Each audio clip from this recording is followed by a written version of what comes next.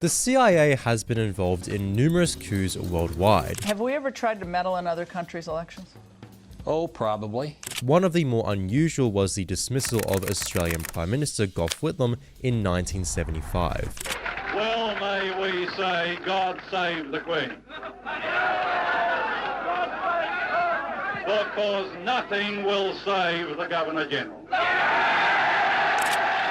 Remembrance Day 1975. Remember that day, a day that will live in infamy. The covert Chile-style operation to get rid of a more independently minded Whitlam is one of the more well-known instances of American meddling in Australia. But there was another lesser-known campaign, one that involved one of the country's favourite Aussie larrikins. Bob Hawke. Bob Hawke. Bob Hawke. Bob Hawke. Larrikin bloke, a uniting leader, a social and economic reformer. Robert James Lee Hawke, or Bob Hawke, was Australia's 23rd Prime Minister and is known for transforming Australian society from introducing universal healthcare, compulsory superannuation, economic liberalisation and financialisation. He presided over what's widely considered the greatest period of economic reform in Australian history. But he also played a big role in the Australian Labor movement broadly, even before becoming Prime Minister of the party. I tell you what, any boss who sacks anyone for not turning up today is a bum. In 1969, Hawke was elected President of Australia's peak trade union body, the Australian Council of Trade Unions, and this was an era of dedicated unionism, organisation and widespread strikes. If they are going to withhold supplies, they should take notice of the fact that the Australian trade union movement may very well think about withholding supplies from them. Western liberal democracy was in crisis, and Australia was no different. Hawke called the ACTU's first general strike in its history, and the anti-war movement pushed the Labour right Gough Whitlam to adopt a more distant and independent foreign policy to the US. To end our participation in Vietnam.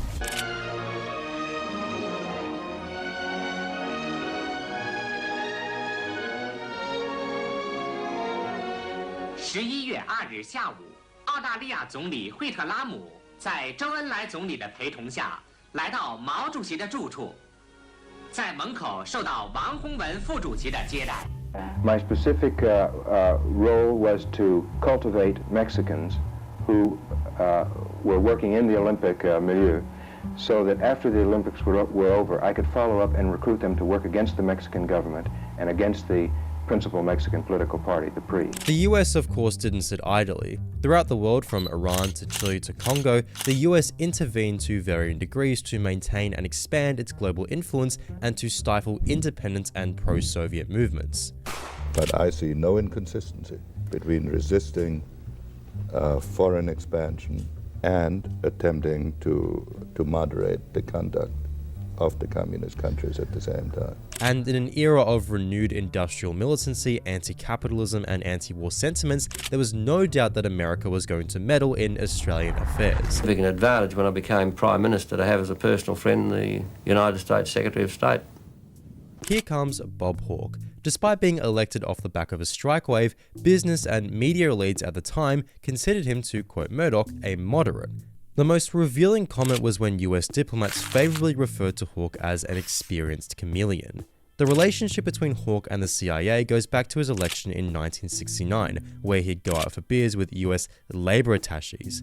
One particularly contrasting evening was a speech where he condemned the US's Holocaust in Vietnam, afterwards jokingly asking one of these agents if he had hit them too hard on Vietnam. Between 1973 and 1979, Hawke spoke extensively to US agents and diplomats, informing them on issues from the Whitlam government to actions of individual unions.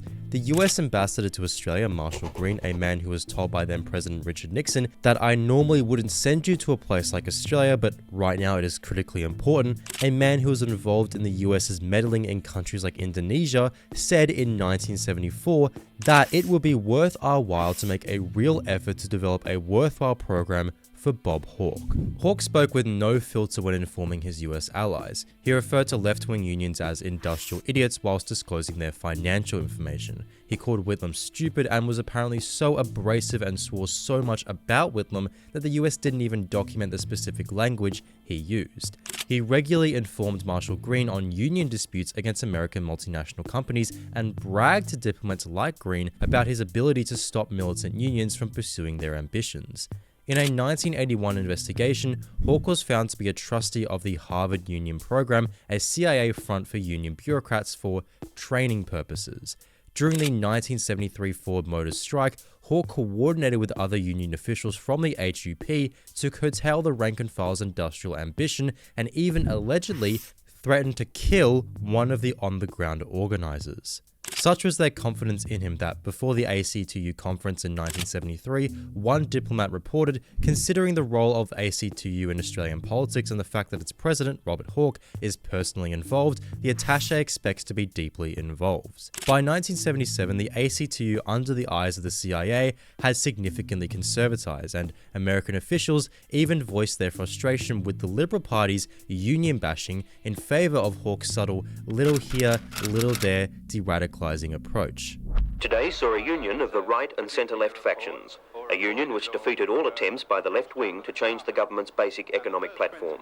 Really meant the almost, not complete, but to a degree, a large annihilation of the left wing of the Labor Party. The relationship here was more consequential though than simple interfactional union disputes. On the 2nd of August 1974, the CIA suggested that Hawke should work towards a tripartite committee of unions, employers, and government. On the 21st of August, Hawke in a speech stressed the need for a similar form of consensus between unions, employers, and the government. By 1977, he had adopted what would later become known as the Prices and Incomes Accord. Mr. Hawke was elected on a promise of bringing Australians together. Well, after just 5 weeks, there they are. The captains of industry, the union bosses, the politicians, a cross-section of Australian society had spent 4 days grappling with ways to achieve a common goal, get the economy moving. Alongside Hawke's moderation regarding industrial relations and the spite he held towards other unions, he increasingly began to embrace neoliberal or rationalist economic views. This was important to the US, which was keenly interested in the abandonment of Keynesianism, but more importantly, having a union leader preach neoliberal or more conservative economics, a key obstacle to neoliberalism, that being an organized working class, would be effectively enveloped and defeated in a more bloodless, seamless, and more sustainable way. This was very effective for the dominating classes for a number of reasons. Global capitalism was in a period of crisis of profitability, and business was making it clear that the preservation of the private sector as a profitable operating sector was essential. The later treasurer for the Hawke government, Paul Keating, was explicit when he said increasing the profit share was the name of the game in regards to the Accord. So by having the head of the ACTU and then the later leader of the Australian Labor Party as a firm friend of the US, as someone who detested direct action and leaked information of more active unions, as someone who saw the role of unions as a means to increase the share of profits in the economy, as someone who saw deregulation, privatization, and financialization as a means to increase profit share, as someone who aligned with the West on foreign affairs, the Americans, through Bob Hawke, were successful in enveloping the Australian labour movement into being the vanguard of an economic philosophy, neoliberalism, that would be the death of Australian unions and the expansion of power and wealth concentrated in the ruling classes.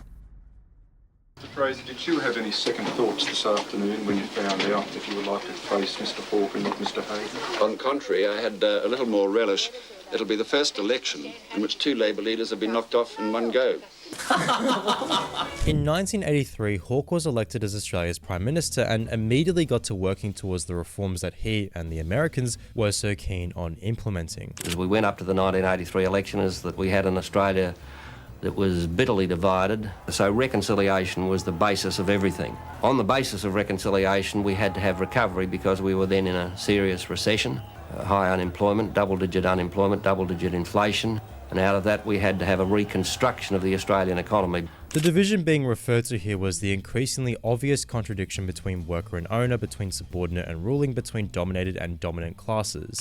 the strike wave of 1979 to 81 demonstrated dramatically that the Fraser government was unable to contain the labour movement on the part of capital, and so the little here, little there de-radicalising approach was needed to save the Australian ruling class. Under the guise of consensus, he coached the unions into agreeing to terms in the Accord which spelt their demise. Because the unions had been campaigning for the return of universal social welfare like Medicare under the Fraser government, the Hawke government contended that it would legislate these social wages if the unions agreed to cease industrial action, basically a no-strike clause in return for wins the unions already got in the early 70s. The no-strike clause would prove crippling for unions in this country, as militant unions that act with the rank and file as opposed to disconnected bureaucrats that negotiate nebulously on their behalf are far better at galvanizing workers to join and be a part of the labour movement. Thus, as the Financial Times noted, the Hawke government became a jailer for unions which dared to buck the Accord's consensus, and the ACTU became an industrial police force. On the chopping block were unions like the Builders Labourers Federation, which were particularly anti-industrial idiots. They were deregistered on the pretense that their leader, Norm Gallagher, was engaging in corrupt kickback deals. Yet comments from Labour politicians earlier than the conviction indicate that the deregistration and criminalisation of the union had more to do with their unwillingness to kowtow to the party line. Victorian Labour Premier John Cain, for example, boasted that in regards to his BLF Derecognition Act, "I have always said only a Labour government can do what we're doing. The Liberals never could." Against all sorts of odds, there were poaching union officials down there, there were garrisons of police. Half the Victoria Police Force were on call to stand over builders' labourers whose only